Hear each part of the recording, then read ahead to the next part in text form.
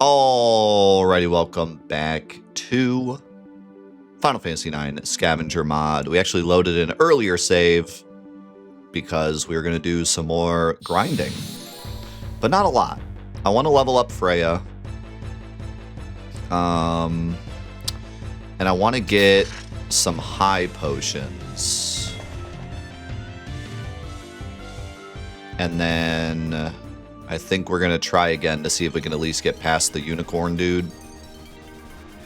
Because after that, I think we have a pretty good... Oh, and I want to get White Wind if I don't already have it.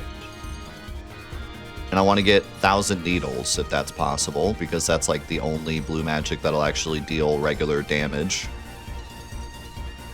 I did not realize how gimmicky blue magic is in this game. I looked up a list of all the blue magic, and every single blue magic is like a gimmick. Like, it does an ailment, or it does an exact amount, or whatever.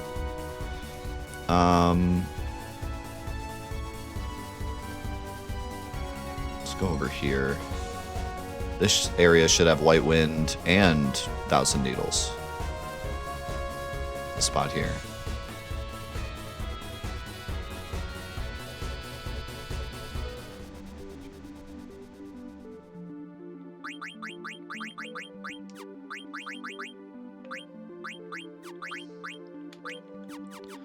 Let's bring Freya in. Frog drop's nice if we want to grind frogs, but I don't want to do that yet.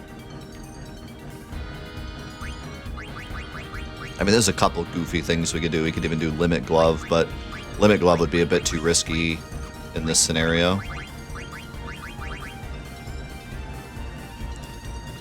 Should I... Hold on. Do you have anything? Yes.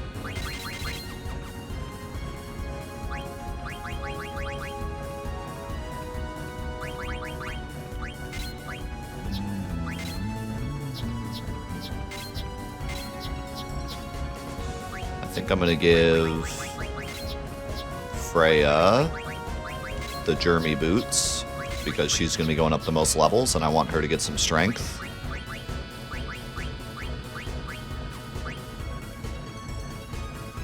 I wonder if Bird Killer works on this enemy because he does fly. Is there a way to know? Is there a way to find that out?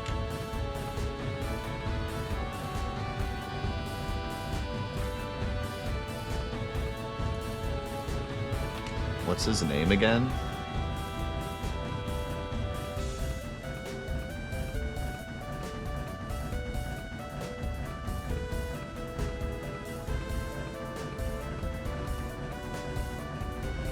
For some reason it's not showing up in my history.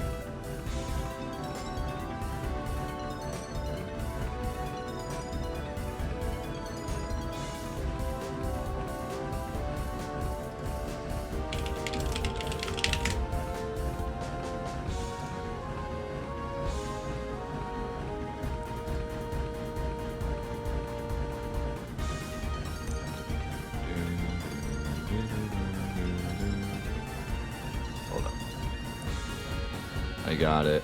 I got it right here. His name is Amdusius.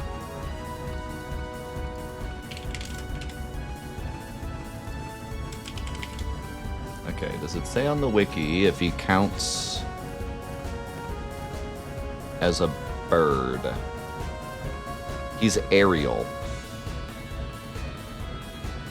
So yeah, I think Bird Killer affects him.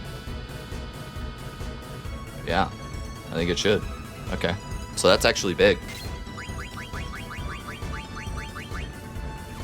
We need to learn that. And Antibody too is big. Can I get Antibody on side A?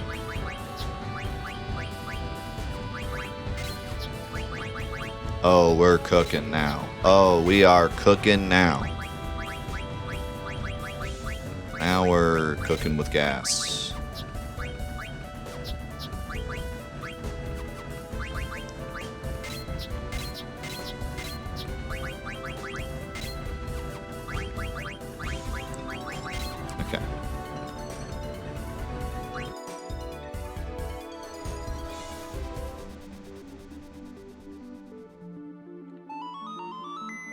Alright, we have a plan. I'm just gonna save over this. Okay, now we need a Cactuar. I don't know how to effectively fight a Cactuar.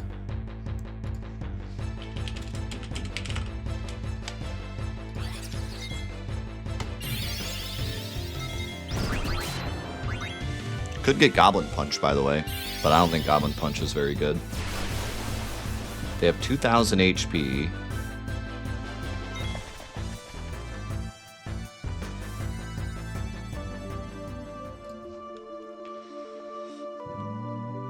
I might want Vivi for this.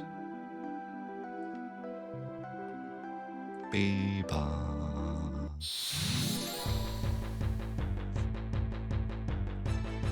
Okay, get White Wind. Freya should do some big damage here.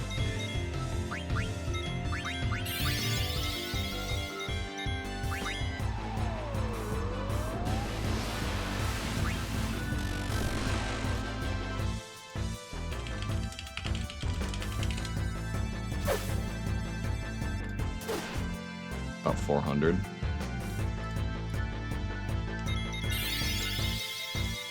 How's it going, Rot? Good to see you, man. Thanks for being here.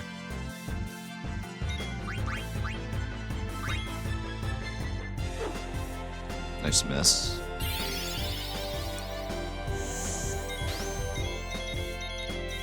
Freya's running animation looks like she wants to charge into the enemy, but she's facing the wrong way.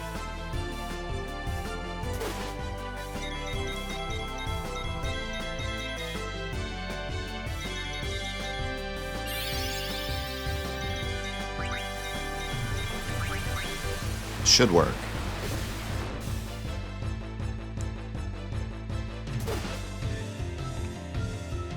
Oh yeah, it does look like that. Nice.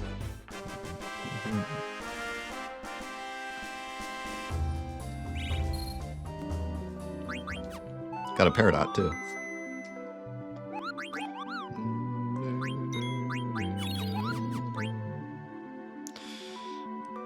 Okay, now we need a Cactuar.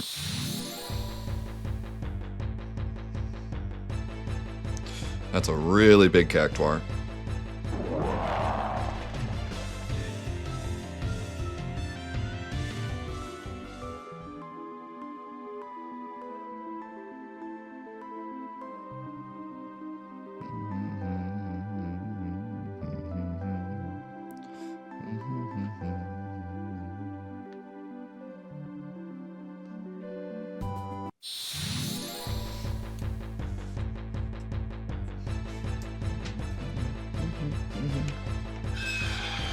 Squawk!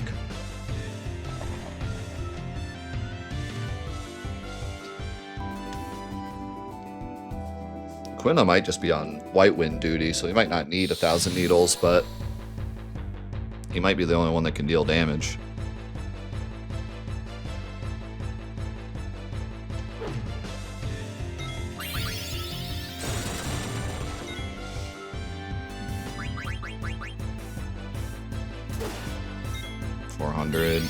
He has what? What did I say, 2,000? Yeah, about.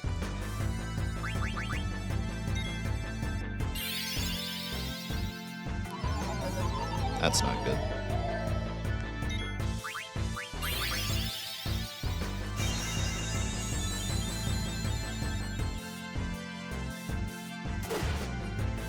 $600.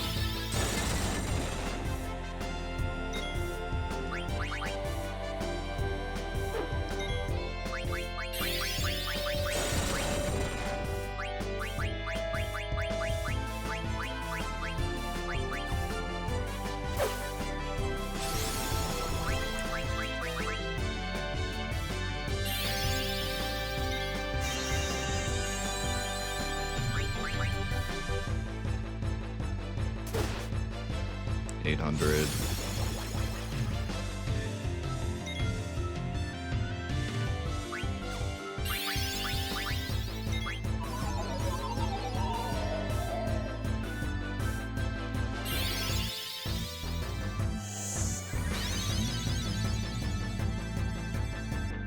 Dagger's healing for way more now.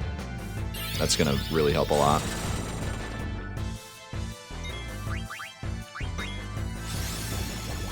That's one thing I was hoping for.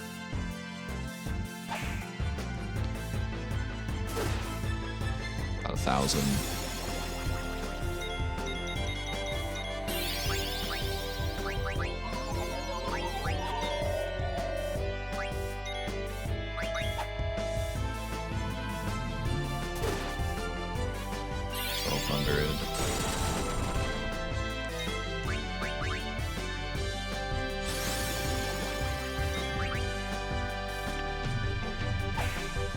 Holy crap. Did some damage.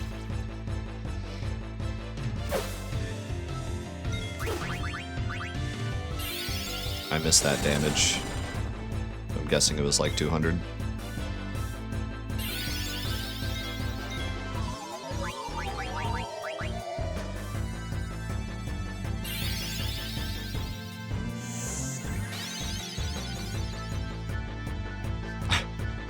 Quinto looks ridiculous when he's confused.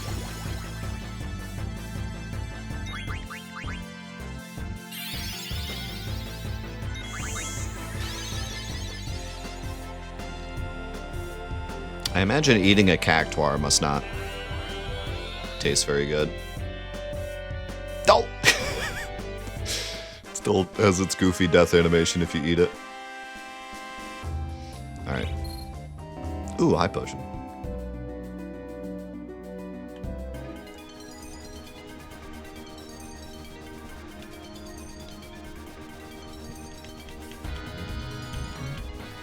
Yo, good to see you, Hades.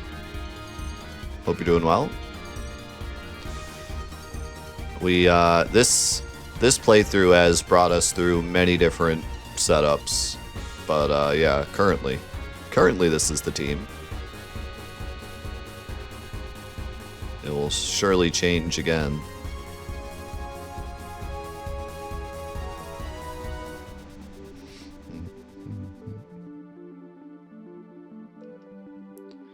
But I'll just say this is my favorite team just to make you happy. This is it. This is the meta team, guys. If you don't use this team, you're a loser.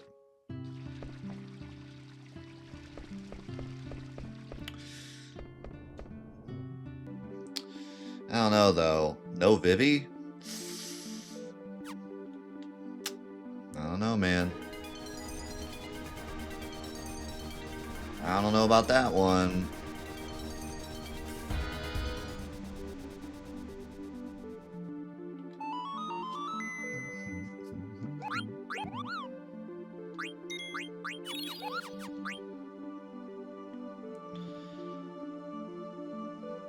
I would not be totally against leaving some of our party members dead here so Freya gets more XP. But I'm also not against Zidane and Dagger getting more XP because they're going to need it. So I guess whatever happens, happens.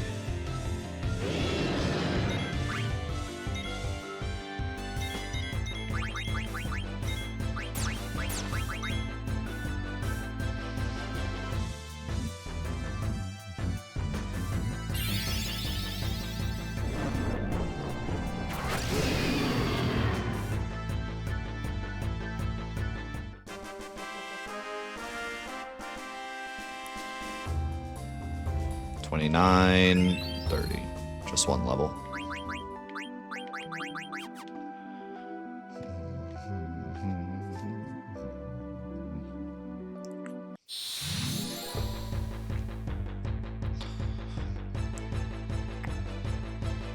The best team for the speed run, it changes, but in the end it's mostly Steiner, Freya, Amaranth, Zidane, because you just spam charge.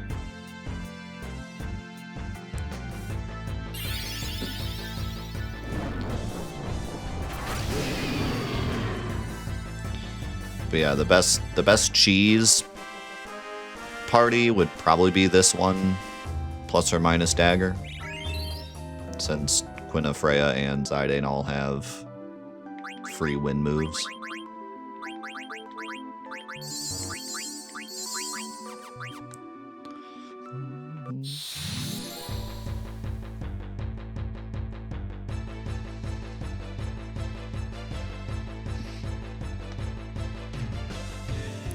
I mean, in a normal playthrough, Quina is just too good not to have. Like, he's just too useful.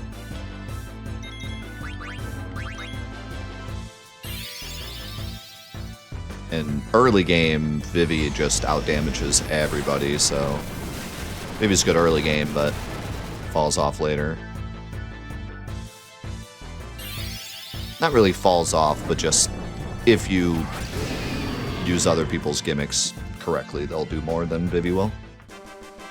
Like, Vivi's still good, but...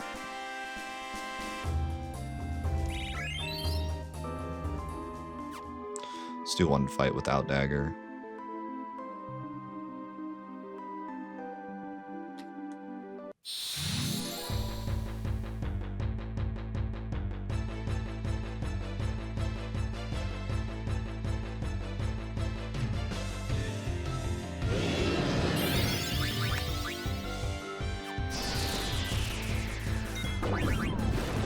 That's a shame.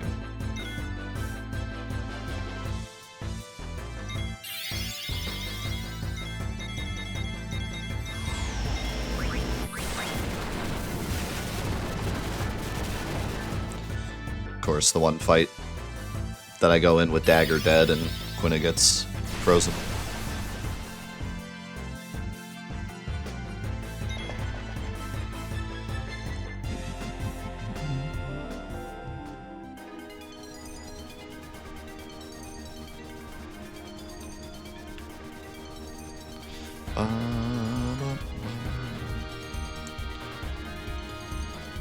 I hate this airship. I love the airships in 9, but not controlling them. I miss the high wind. Although the autopilot is kind of nice. How's it going, Blaze Home? Good to see you.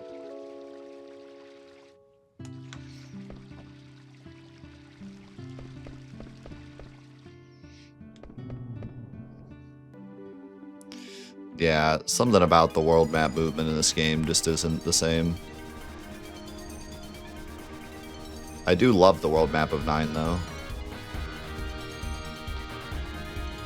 7's got to be my favorite world map, though.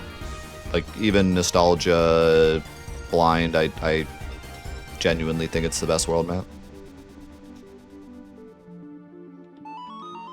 9 does have the best world map music, though.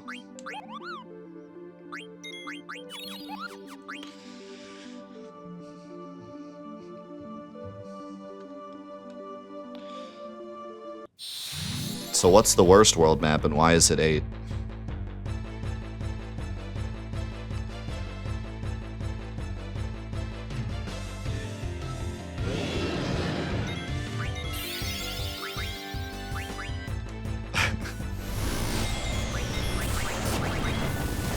I hate 8's world map, it's so bad.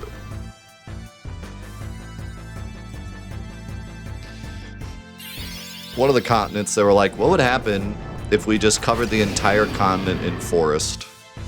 Wouldn't that be funny? They're like, well, we don't want you to land here early, so how do we stop the player from landing here? Oh, just cover the entire thing in forest. That'll stop them. Don't, like, change the way that it works or anything. Don't change the way the airships work or anything. Just cover every single inch of the continent with forest. And then the final continent is like just a barren wasteland with 2 buildings on it. It's so bad.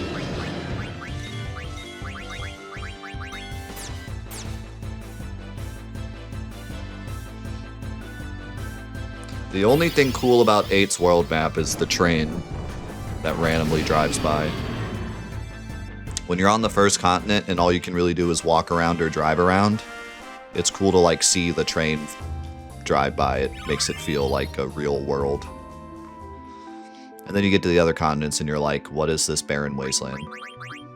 Do people even live on this planet?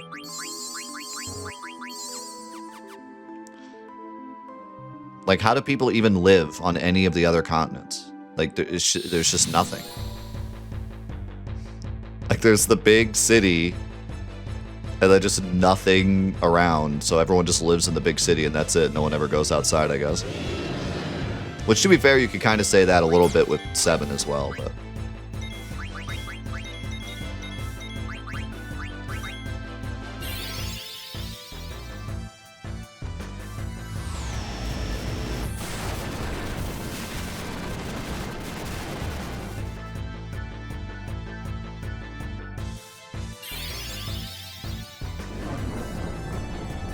I can't recall an iconic place on 8's world map.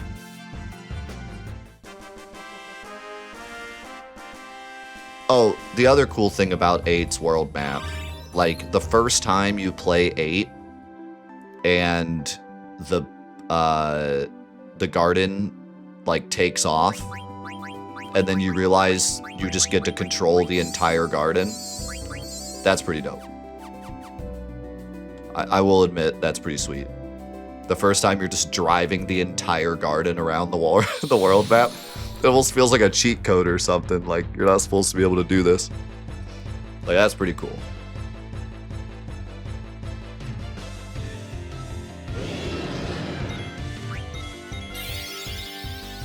I think the only, like, iconic place for me on the world map is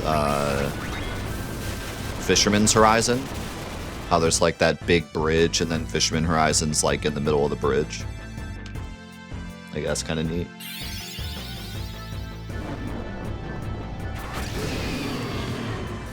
Then there's everybody's worst enemy trying to find the frickin' seed ship in the maze of little desert islands.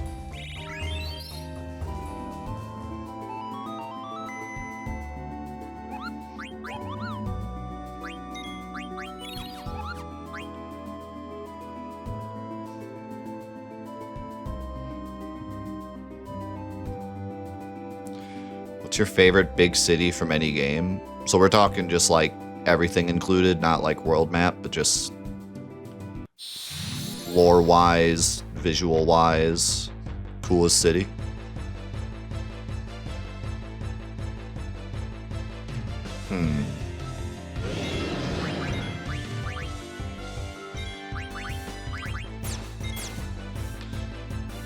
Cosmo Canyon, definitely up there.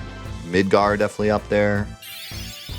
I was always interested in that, like, just the visual of, like, the plate system and how they show it off at the beginning to kind of, like, explain it. And that whole, like, it's a visual representation of an economic divide. So, like, instead of having a city where the rich people live in the rich area and the poor people live in the slums, you literally have the rich people living on top of the poor people. It's a visual representation of the slums are literally below the surface and can't even see the sun, and then all the rich people live on top of the plate. And then, like, the whole visual of the plate falling down, and, like, one of my favorite scenes in the whole game is during the plate fall, when it shows the TV and, like, a nice living room and TV, and you see, like, the explosion in the background and everything falls. So, like, Midgar, I don't know, it's hard to beat Midgar, like, in general. So Midgar is really cool. I always was fascinated by that, like, just the whole idea of the plate system in Midgar.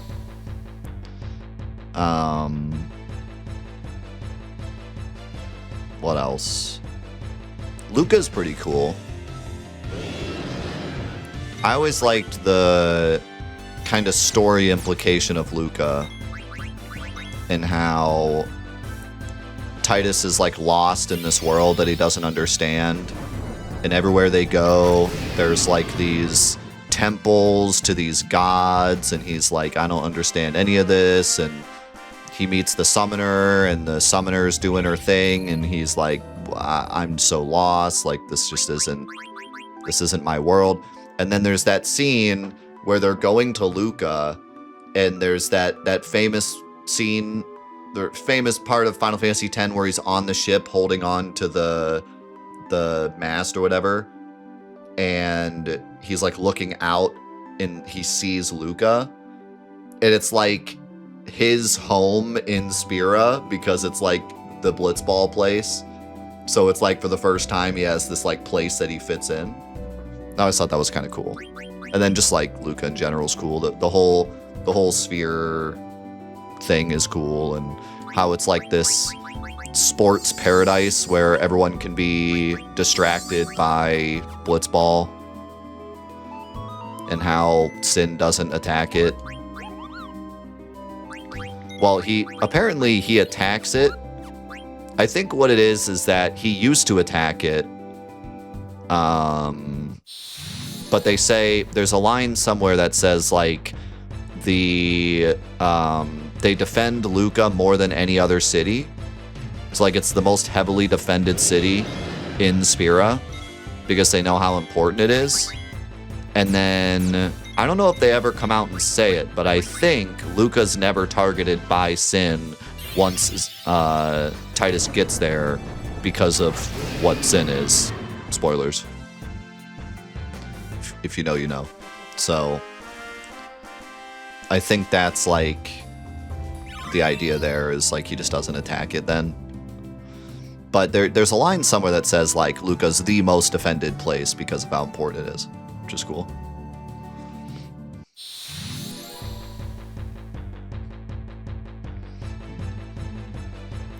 I mean, we talk about spoilers all the time, but I'm not gonna spoil stuff if I don't have to for the conversation. There's no reason to spoil it. Unless I have to spoil it to make my point, I'm not gonna spoil it.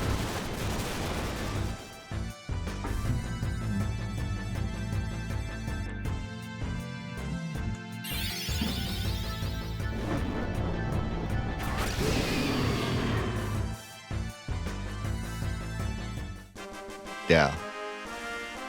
Yeah, I don't know why I remember that, but it can't be because I played 10 like 1,000 times. Can't be that.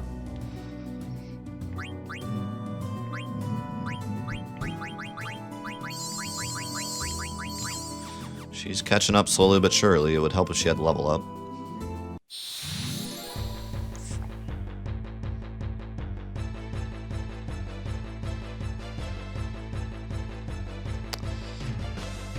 What other cool cities are there? Esther's pretty cool, yeah.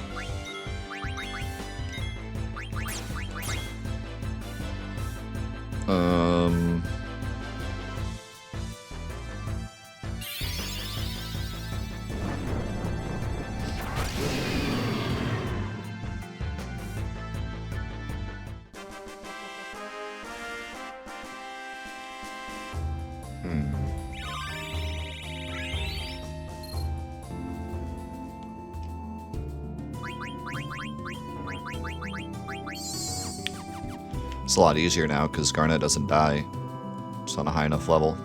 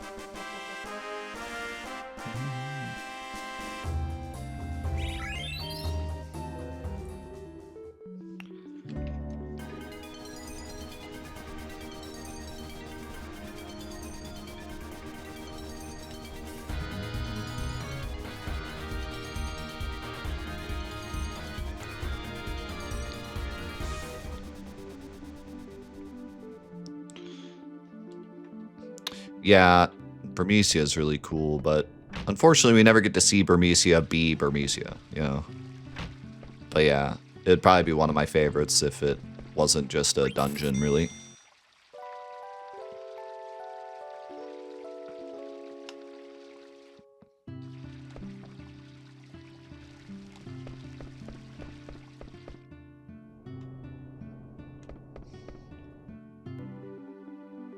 Pokemon has some iconic cities. And what's funny is, like, I think what's so impressive about Pokemon is that, like, the cities in Pokemon were basically the same exact sprites, but a different color.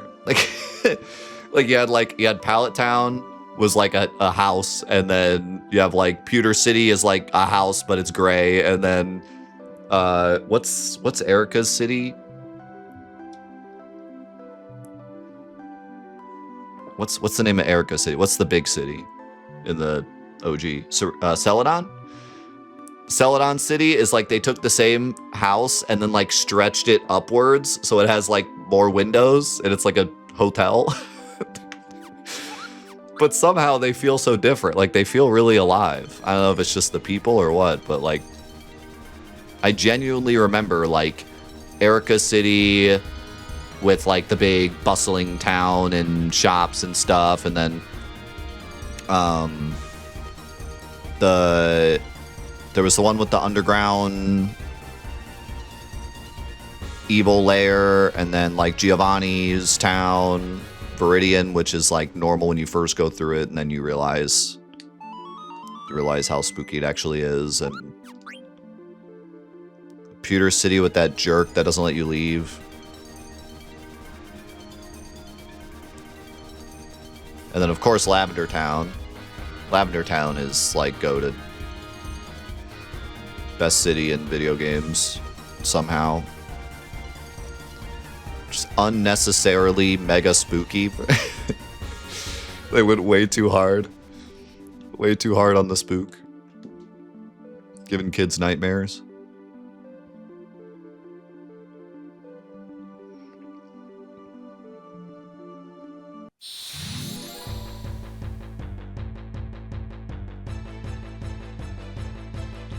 Any city that was great in Final Fantasy 15 was ruined by the NPCs.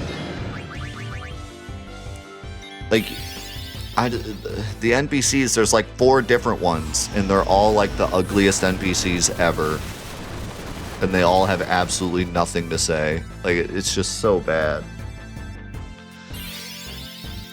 There's no, like, connection to the cities. Like, even a game like Final Fantasy VIII, like remember in Final Fantasy VIII when you go to I forget the name of the town, the bustling train town, right? And you get there and you have to say, but the owls are around, and then you go into the secret base, and then you have to go to the bar, and you go into that one woman's house. And you like look outside the window at the back street of the bar and see the guy. Yeah, Timber. And like there's so much interaction. And then like you go into the woman's house to like rest, and like the kids are just up there playing, and you like talk to the kids while they're like playing. Like there's, I don't know, there's just like so much like little detail that just makes it feel like an actual town where people live. And then like you go to Final Fantasy 15 and it's a bunch of women walking around with trash bags and there's like, you can stand anywhere in that city and see 3 of the same woman with the same trash bag outfit. And they're all just like, this is the town. And it's, and you just meet the NPC you have to meet there. You don't like interact with anyone else. You just meet the person you have to meet and get the objective and then leave. And then talk to the stupid guy that takes pictures who's in every town. Like, I don't know, man. It's just not, it is not the same. It is not the same.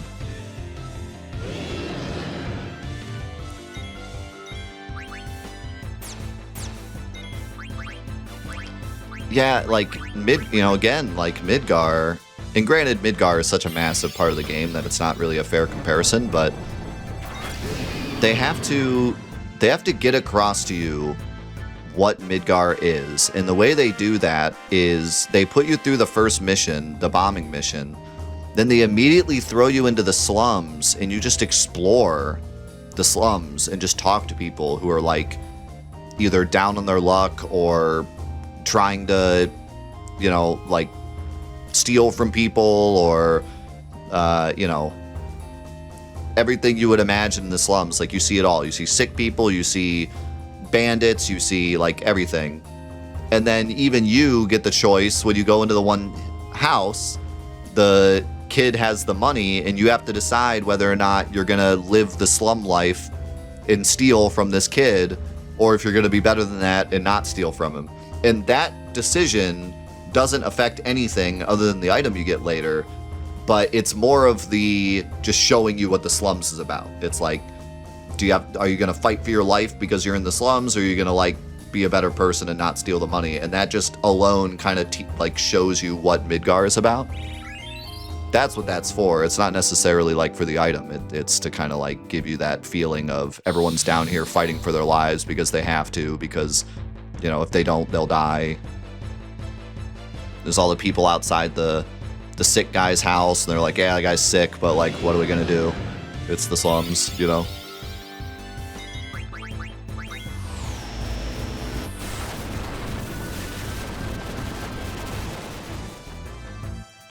There's just so many little details that you may or may not pick up on the first time, but the more you play it, the more you pick up on it.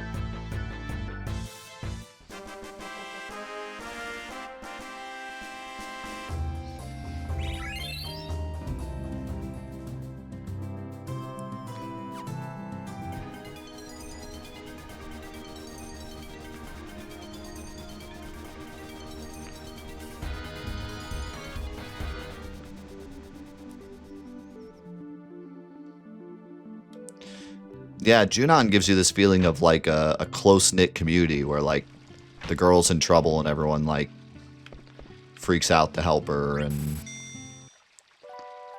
like, they're just living in the shadow of Shinra, trying to, like, just live. Then there's the Shinra guard at the elevator that's like, you gotta use the elevator. Like, you just tell, like, they're just trying to live without ticking off the Shinra, basically.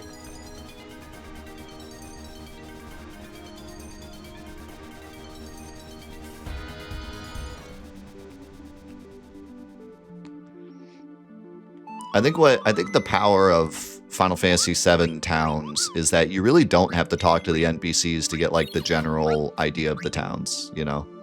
Like, you can talk to the NPCs and you'll get a lot of background and understanding about the place, but if you don't talk to a single NPC, you'll still get the general gist of, like, oh, this is a little fisherman town and everyone's close-knit. Oh, this is like an economic wasteland where the rich people literally live above the poor people. Oh, this is a town that was basically built just for this rocket to launch, and then the rocket didn't launch, and now everyone's kind of just stuck here. You know? Like, you get the general idea without even reading any of the text.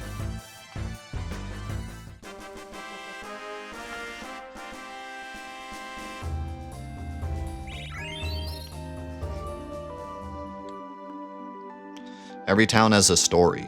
Every town has a story in 7. It's not just futuristic town or mechanic town or, you know, like, they all have a story. I shouldn't have.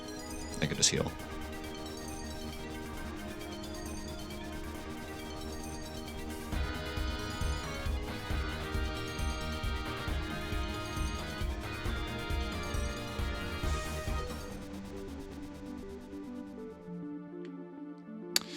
I forget exactly. There's a whole... Sid has a dialogue about it. I forget if it's... They funded the town around the rocket for the rocket, or if it was afterwards that they all lived there. I forget. It's something like that.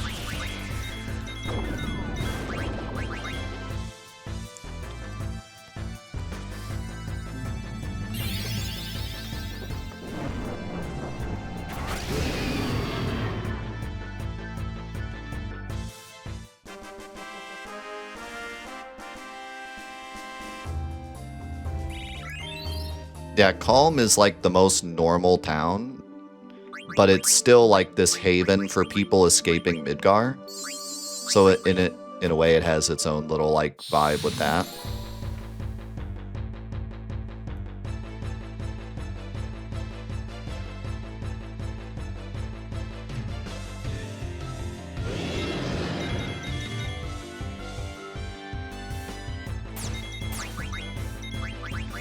Yeah, it's crazy. And I mean, I'm not saying that like all games have bad dialogue or anything, but a lot of modern games I play, the NPC dialogue is just... Did you know that if you check your equipment and the numbers, like, they're kind of just extended tutorials? They don't say a lot. You know what's really impressive, though? Final Fantasy XVI's NPCs were fantastic. Like, the side quests they give you, the regular dialogue they give you, were, like, really good world-building stuff. They did a really good job with 16. There was, like, a moment at the beginning where I felt like these quests are dumb, but they get way better. Like, a few hours in, all the side quests are, like, really good and do a lot of good world-building. They're not the best ever, but they're good.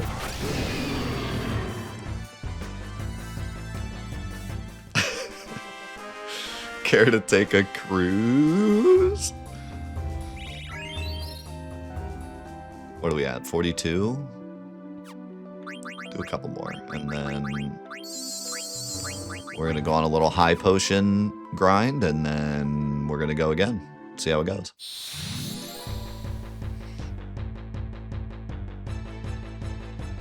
I would highly recommend finishing 16. It's a good game.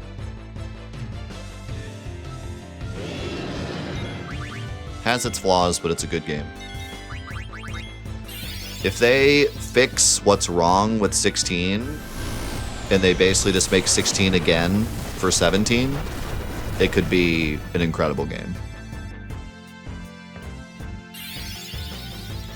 Now, obviously, they need to change some stuff. It can't just be the same game again, but if they innovate a bit and they fix the problems from 16, 17 could be a really, really good game.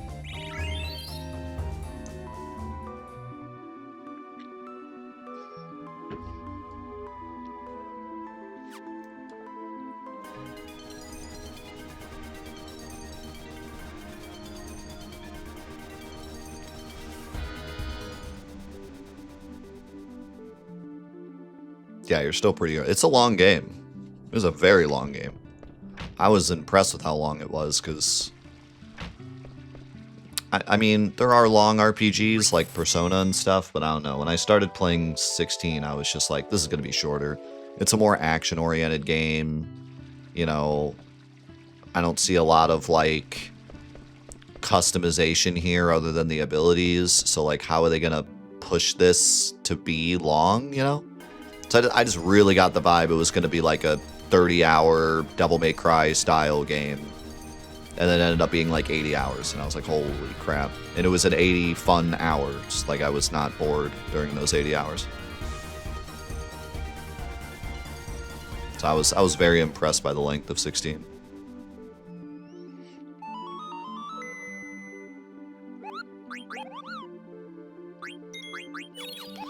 Yes, my main gripe with 16, I don't want to talk about it too much, but my main gripe with 16 is that it is a very bad Final Fantasy game.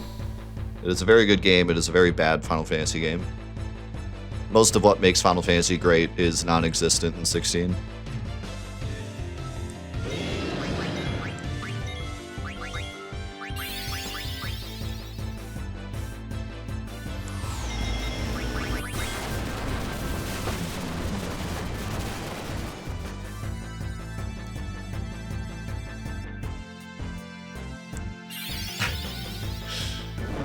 Gotta get the daily metaphor shill in. Don't forget. You're getting paid by the message. Let me know when the check comes in.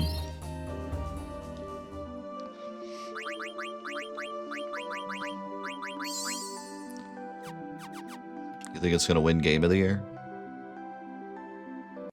They pay me more than you do. True. That is true. I will not argue that.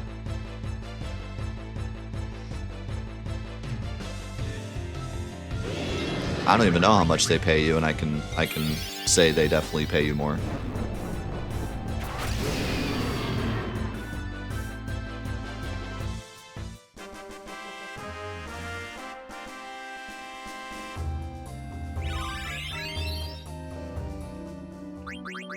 Did you learn Bird Killer yet? So we can go back to this now.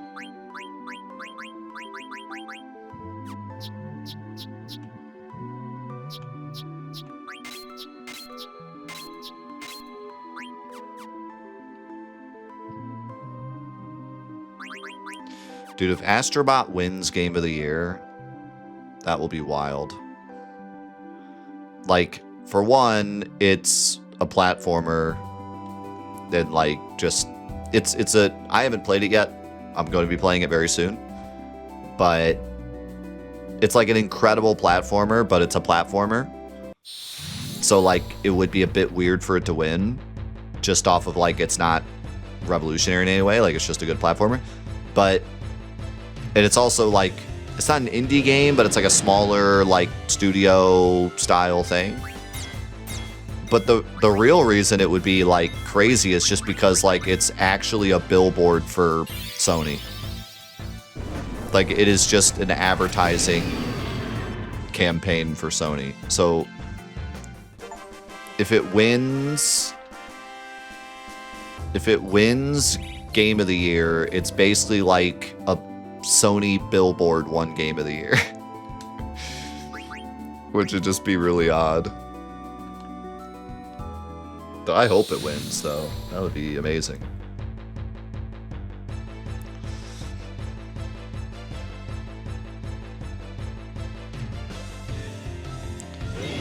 There's something about Rebirth that just really makes me think it's not going to win Game of the Year. I don't know what it is, but there's just something about it that is just screaming to me that it will not win Game of the Year. That's part of it, I think, maybe. It's the second game in a series that you have to play the first one to understand. And it's the second, like, of a 3-part series that's obviously a 3-part series. So it's just not like this standalone, like, Game of the Year. It's like part of a bigger experience. You know what I mean? It's like, it's hard to, like, say that's the Game of the Year. It's like all 3 together is what makes it truly great, not like it on its own, I guess. I don't know. I mean, it is a great game on its own, but I think that that's just how everyone sees it.